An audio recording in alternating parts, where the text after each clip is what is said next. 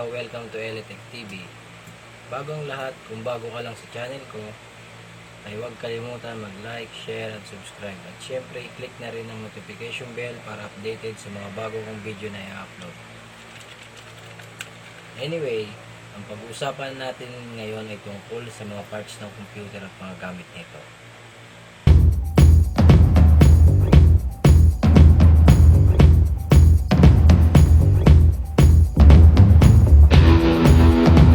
Part yung hard drive. Ang hard drive o hard disk, ang tawag ng iba, ito yung main storage. Ito yung mga files na makikita mo sa desktop, sa folder, dito na si-save yun. Kung wala yung hard drive, hindi gagaling computer mo. Dito rin nakalagay yung OS, yung Microsoft Word, Excel, lahat ng files na dito nakalagay yun. Sa hard drive, pwedeng may choices yung may-ari kung ipapartition niya para yung kabilang partition ay pwede doon niya i-save lahat ng mga movie. Pwede namang hindi rin. So ito yung hard drive. Itong hard drive na to pang pang laptop. Wala kasi akong sample ng nung pang desktop kasi nakakabit. May dalawang klase yung slot nung hard drive. Ito, ang tawag dito SATA. Yung medyo lumang version kasi ng hard drive is IDE. Malapad yun siya. Ito kasi medyo, tsaka mabilis na to SATA. Ito yung hard drive.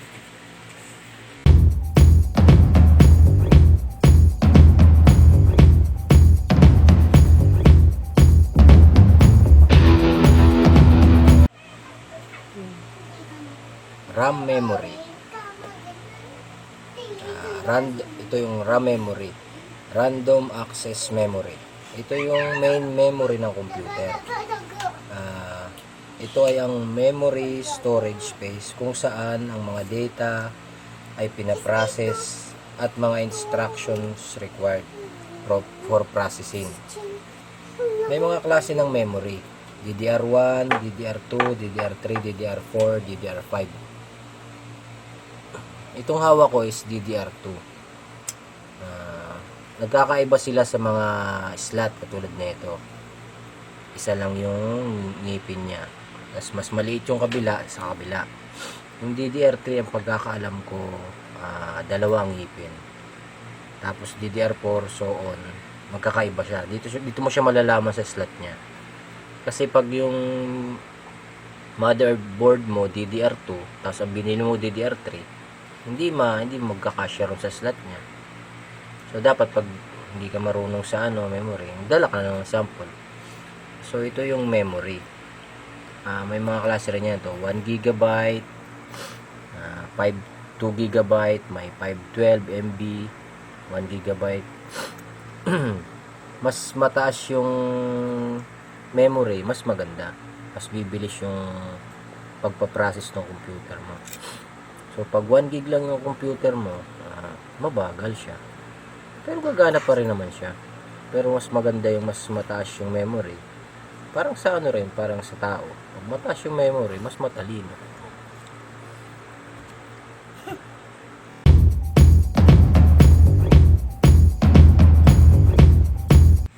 Power supply. Napakasimple. Power supply. Ibig sabihin niya, ito yung pinagmumula ng power ng CPU. Dito mo kinoconnect. Galing EBR ko, connect mo dito. Madumi. Yung power supply nito is 28 pins. Depende yun sa motherboard. Depende rin yung power nito is 220 volts.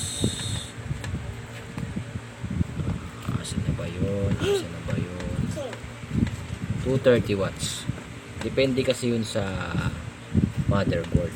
Yung mga bago kasi ngayon nasa 600 watts, 700 watts. Lalo na yung pang gaming na motherboard na CPU, mas mataas yun.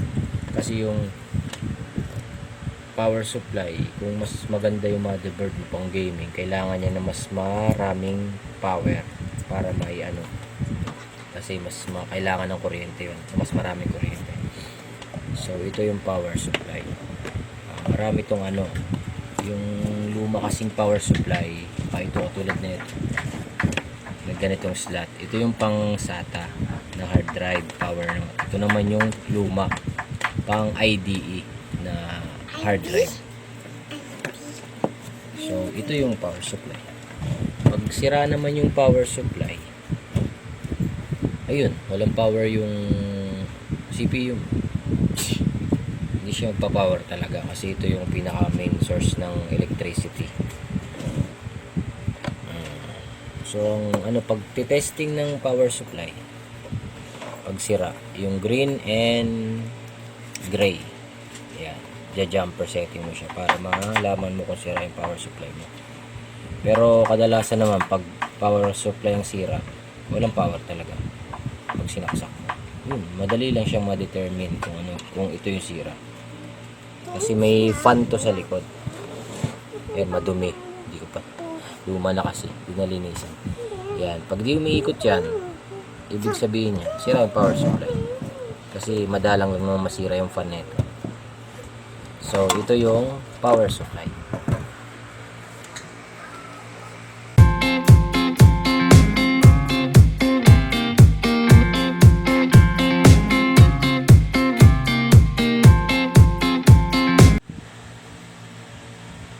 CMOS battery. Ito yung makikita siya sa motherboard ng computer. Dito siya, dyan. Dyan siya nakalagay. So yung CMOS battery nito is 3 volts lithium cell battery.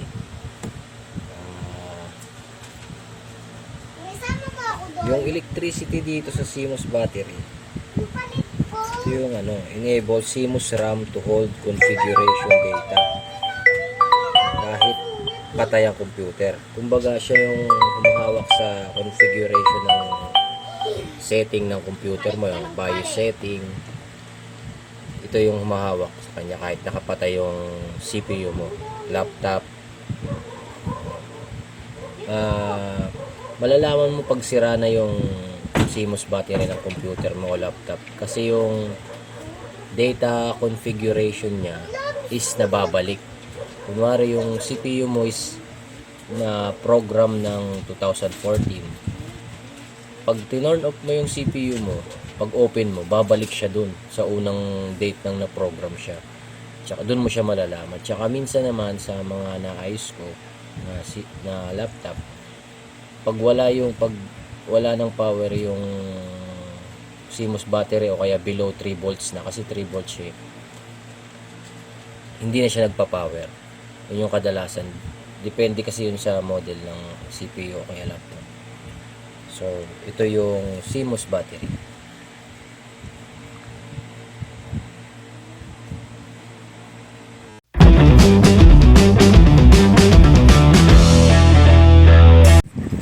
Motherboard. Siyempre, ito yung pinakamahalaga, motherboard. Kasi dito lahat nakakonect. Ang motherboard na to is yung model niya is Gigabyte. Gigabyte G31M DDR2. Kung magpapalit ka ng motherboard, siyempre, kunwari, gamit mo siya, motherboard sa sira, hindi mo na nagamit. Dito ako magtitingnan yan, motherboard DDR2 800 gigabyte. Pagkakaalam ko Intel to. Dalawang klase lang naman yan, Intel tsaka AMD dito sa Pilipinas. Yung Apple kasi hindi ko kabisado yung Apple. LGA 775, ibig sabihin yung pinless. Meron kasing LGA 1150 ng pagkakaalam ko. Pero pinless din yun. So dito lahat kinokonek. Memory, RAM slot. Yan, dalawa. Yung iba kasi 4. Meron kasing board na 4. Lalo na yung Japan made. Mayroon siyang 2 slot ng DDR3 tsaka may 2 slot ng DDR2. Ito ang kasi nito, slot 2 lang. Alam kong maximum na pwede mong ilagay rito sa motherboard na to is 8 GB yung maximum. Kasi medyo luma na siya, DDR2. Sa mga bago kasi ang alam ko, umabot na ng 64 GB. Ayan. So ito yung motherboard. Ganito yung tsura niya. Motherboard, nandito na kasi lahat ng ano kino-connect dito lahat Ito yung IDE. Ito yung sinasabi ko kanina sa IDE. Hard drive mo is IDE.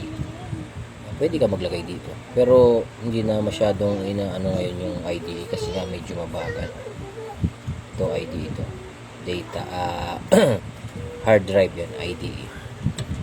Ito yung SATA. Ito na yung kadalasan ginagamit. Apat yung slot niya ng SATA. Ayan. Tapos power. yung dati kasi mga motherboard is magkatabi lang siya.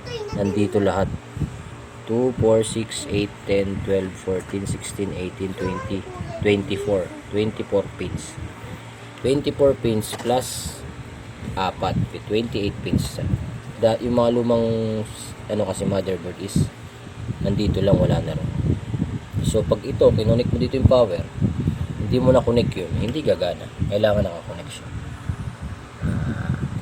Ito is ito. PCIe Express. Ayan. Pare, LAN card pwede dito.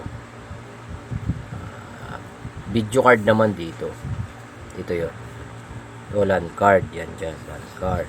Gusto mo nang kunwari ayaw mo i-connect dito yung yung internet mo. Gusto mo mas mabilis. Kasi ito parang minimum speed lang siya. Dito bibili ka ng LAN card. Dito masasalpak. Tapos ito naman yung sa video card. Kung hindi ka namang gamer, hindi na siguro kailangan bumili ng video card kasi medyo mahal talaga ang video card. Ang alam ko, ang 1 GB na video card nasa 1,000 na yata, 1,000 plus video card yun. Pero maano ka naman video card, maganda naman siya pag may video card. Mas maganda yung graphics, mas pero pag bibili ka ng video card, kailangan maganda rin yung monitor mo. Kasi pag, wari, ito, motherboard mo, CPU mo, pumili ka ng video card, 2 GB. Siyempre, maganda rin graphics mo. Tapos yung monitor mo naman, ordinary, hindi mo rin may experience yung So, ito yun, video card. Ito, dyan nakalagay yung CMOS battery, and then yung audio, yan, speaker, USB, ayan, ito yung VGA output sa papunta sa monitor. Yung iba kasi ito, ayan, kaiba siya, diba? Yung iba kasi baliktad, ito kasi female. Ito kadalasan ginagamit dito sa Pilipinas, female VGA, ayan. So ito yung memory. So ang memory kasi medyo komplikado pag ito ang nasira. Kunwari na-stock yung motherboard mo, motherboard na stock, nilagay mo sa kung saan, sulok, binahayan ng daga, inihian, ayan, madaling masira yan kasi maliliit yung wiring yan. Ayan, pag yan nahihian ng daga, ayan, kakalawangin yan. Depende na lang sa technician kung maayos niya, pero kadalasan talaga pag motherboard ng sira, palit na talaga. Kasi minsan maayos mo siya, kunwari naayos mo siya, nagamit mo siya ng 1 month, masisira ulit kasi nga hindi na siya ganun kaano. So ito yung motherboard. Kaya siya tinawag na motherboard kasi nga dito kinukunik lahat.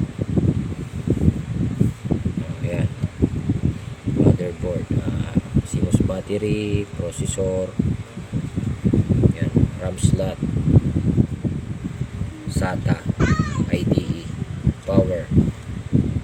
Ito naman yung panel. Parang control panel niya. Ito yun. Dito kinakabit yun. So, lahat ng lahat ng motherboard, may mga yan, nakasulat yan. Depende sa inyo kung alam nyo, kung pag marunong naman siguro kayo magbasa, makukunik nyo yan. Pero, ingat lang din kasi pag medyo nagkamali, baka masira lang. Tulad yan, ayan. Ayan, HD. Ayan, hard drive. Dito may kakabit yan. Hard drive LED yun. Tapos restart, tsaka power. May nakasulat yun maliit, ayan o. Kita nyo ba kayo? Positive, negative. Yung isasaksak nyo dyan, nakalagay sa ano yun, sa case na ano yun sa case. Yan, susundan nyo lang yan. Pero kung ako sa inyo, kung hindi talaga kayo technician, huwag nyo nang iyan ipakabit. Sila na lang pag anuhin nyo, kasi mamaya magkamali kayo. Mahirap na. Siyempre, gagastos uli kayo. Diba? Kung sino may marunong, dun nyo na lang ipagawa. So yan yung motherboard, may maliliit na capacitor yan. Yan. Lahat yan mahalaga. Siyempre di naman sila magkakabit ng walang gamit. Yan. Yan. Ito yung tsura ng DDR2 motherboard.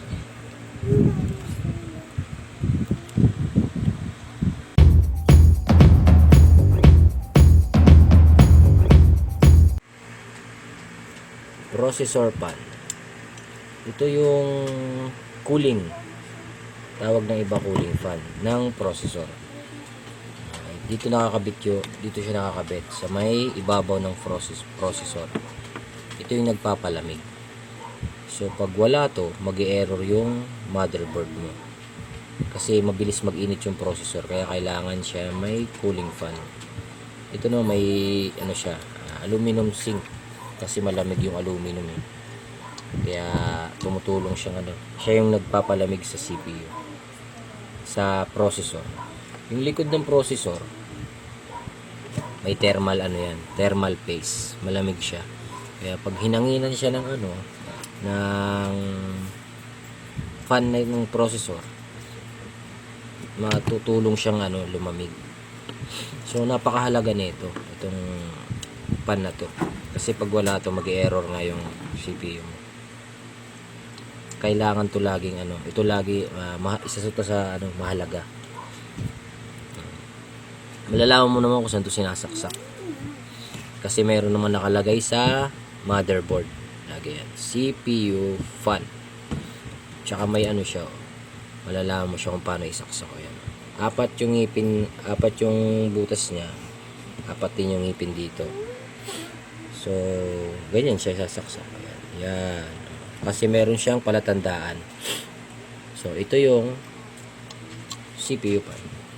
Meron ito yung niya, kumbaga sa motor, stock na piyesa niya. Meron kasing mga nabibiling fan ng processor na mas maganda.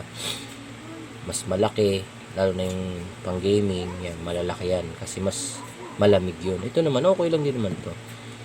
Kasi ito nga yung pinakaunang gawa sa kanya. Kasi may nagawa kasi ngayon, yung mga nabibenta malalaki, tsaka may cooling system siya.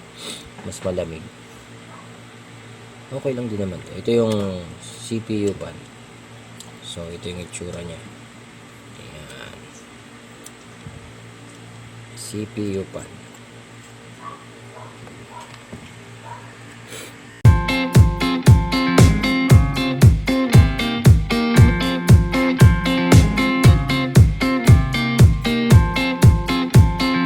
Pala meron pang mga mahalaga rin na piyesa ng CPU. Speaker and fan. Fan sa CPU. Usually kasi yung ibang computer kasi parang hindi na nila pinapahalagan yung fan. Sa akin kasi, sa mga nagpapayo sa akin, recommend ako talaga magkaroon ng CPU fan. Ang nire-recommend ko nga is dalawa. Isang in, tsaka isang out. Kasi pagpapasok ng hangin, galing sa labas, papasok sa CPU mo, sa loob ng CPU mo, pupunta sa motherboard. Kunwari malamig. Yung init niya sa loob, ilalabas niya dun sa pangalawang fan. Kaya ang nire-recommend ko is dalawang fan. Isang in, tsaka isang out. Ito naman yung speaker. Ito nga palang CPU fan, madali lang ikabit. Ito, connector ng power supply. Madali lang siya. May palatandaan din naman siya. Ito naman yung speaker. Mas maganda may speaker yung motherboard. Kasi alam nyo kung bakit. Dito siya kinakabit. Ayan. Madali lang din siya ikabit kung ano, di ba? May palatandaan din siya.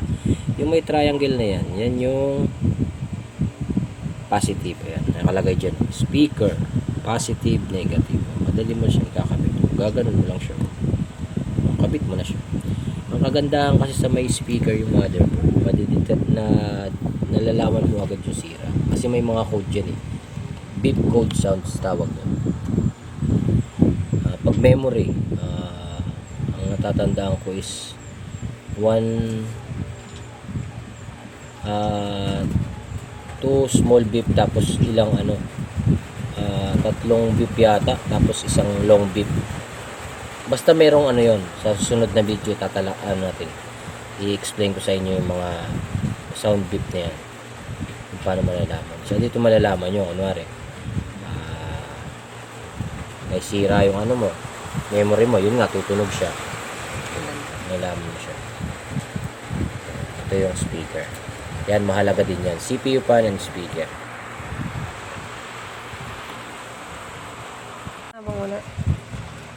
Sana may natutunan kayo sa video na to.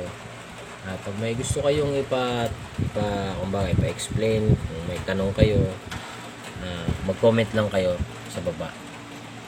So, maraming salamat sa panonood and sana ay subaybayan nyo ako, subscribe para mas mas marami kayong matutunan.